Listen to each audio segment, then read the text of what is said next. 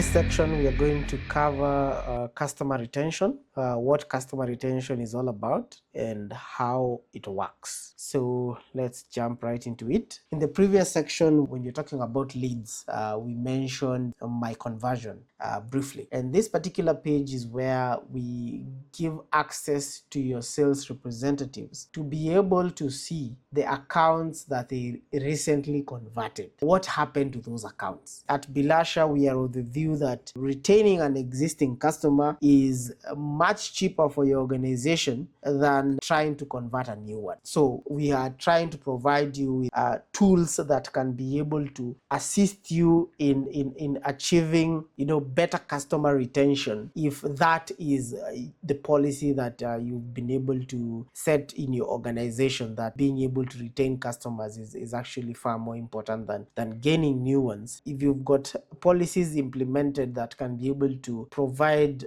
continuous remuneration to the sales reps, such that their focus is not too much on bringing new customers, which they're only getting that initial commission and that's it. If you can give them something small that can sustainably allow them continue retaining the existing customers, then that will be something that they'd probably invest more of their time doing. And that's where the recent conversion comes in. You can be able to go in and see so and so converted that many customers, but how many of them are active a couple of months down the line? So it tells you when this customer was converted: 8 months ago, 7 months ago, 9 months ago, 3 months ago. I mean, if you're seeing 1 month ago here, then it's really bad, because that tells you that the sales rep might have oversold a particular discount or a particular promotion at the time, and the customers did not see your service being worthy of probably renewing. So it's something that you probably need to look into. So we provide them with this neat dashboard to tell them whatever it is that is going on, and you can actually use it to be able to keep track of what's going on. And we are yet to also provide more tools,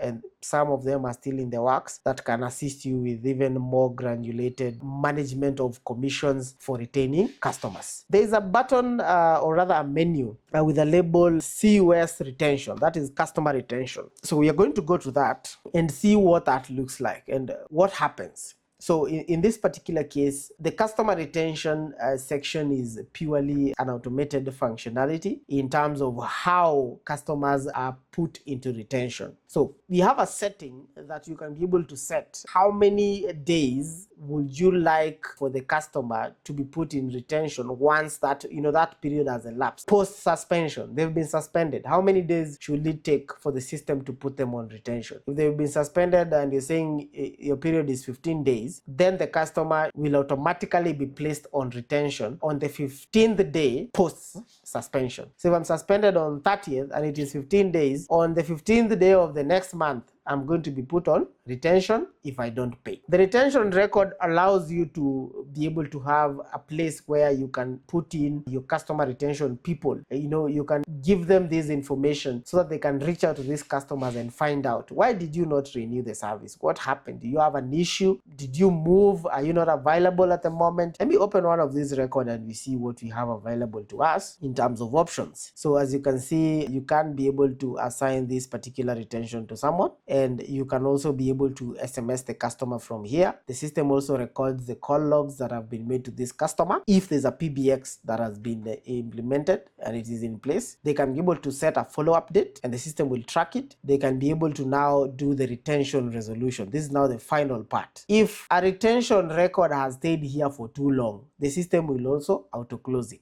based on certain settings that you'll have put in place. But if the retention personnel themselves close the retention record, they will come down here and they will define an appropriate resolution for the retention record. Has the customer moved locations? Has the customer switched a provider? Has the customer not responded past the earmarked period for contacting them? What does the internal policy of your organization say about calling customers? Do you call them 10 times? Do you call them, X period? Has that period elapsed? Yes. So we can deem the customer as non-responsive. Because the key about having customer retention records or page is so that that place is empty. Not so that we can keep all of them there. We want to work on them and be done with them and work on the next ones. If they stay too long, we need to be able to say that they are not responding. So if the retention personnel has failed to be able to resolve this particular retention record, the system will auto-close it. And what if the customer pays before the retention personnel has had an opportunity to do anything in this retention record? The system will attribute the conversion of that customer to themselves. But if the personnel had made contact with the customer, the system will attribute the conversion of that customer to the retention representative. So you also have a way of knowing, how did the customer reactivate? Did they do it by themselves, or was it as a result of our customer retention efforts? So if you've got some bit of metrics that you want to check for that, the system can be able to intelligently provide you with that information, because it auto closes these records if they have never been attended to, or if they have gone past the date. It also auto closes them when the customer reactivates, and depending on the status of the retention record at the time, has it been touched, it will determine whether sales people or retention people were responsible for converting that customer back into the active subscription. Just to go back to the list, suppose we look for one that has actually been closed. Okay, there's a bunch in progress here. Let's see what they have in them. Yeah, you can see there is a customer retention change from pending to in progress. It was changed, and there's a comment that has been written here that the customer was unreachable. And as you can see, there's a bunch of call logs that were recorded at specific times, and this is evidence that the customer was indeed called. You can see they were called multiple times within the same day. Yeah, so you can also be able to hook this up to a calling system that can be able to just call, and once the calls have been picked up by the customer, it can be able to assign it to an agent. You can automate this in very interesting ways to be able to make it useful for your organization. So you can see this is an example of what a retention looks like if it's in progress, and let's try and look for one that has actually been closed. The attribution up here is what I was talking about. When we are closing this retention, who do we attribute it to? Do we attribute it to the customer, they renewed by themselves, or do you attribute it to a retention representative that has been assigned that particular retention record? Let's look at this. We can be able to see here that customer active, system says that the customer has been activated. This was in 11th April. Before that, on 9th April, there was a comment, the service is too expensive for the client. That is what the representative said. And before that, customer retention status was changed. Oh, that's a status change. On the messages, you can be able to see that 2 messages were sent out. One was for the activation, obviously. Not even 2, there's a couple of them. The messages, yeah, so that's something else I also forgot to say, that is previous communication, so that you can be able to give insight to whoever it is that is doing follow-up on the status of affairs. Record resolution pending. So you see, the resolution was never recorded. So that's why we attributed this conversion to the customer, because the customer renewed on their own volition. Last we checked here, the rep said that the customer said the service is too expensive for them, but then the customer renewed by themselves. So you get very interesting insights from these things. That's it for the retention. Oh, you do have also the lost revenue, which we also calculate up here.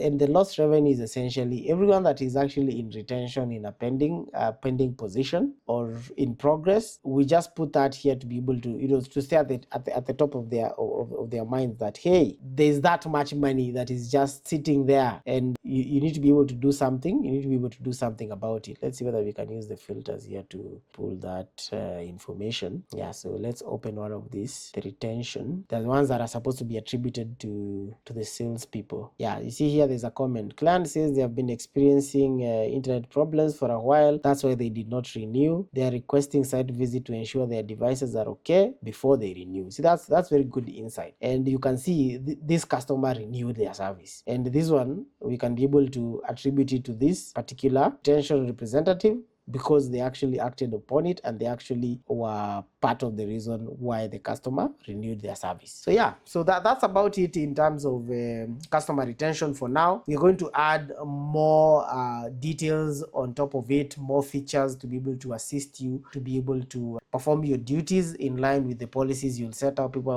Different companies have got different policies for that, but I'd highly urge you to reconsider putting so much emphasis on getting new clients. You're bringing them in, and your bucket is leaking. So you need to be able to do something about that. Take care of customers' problems when they disconnect. Find out why are they off. And as your numbers increase, it does not become very clear.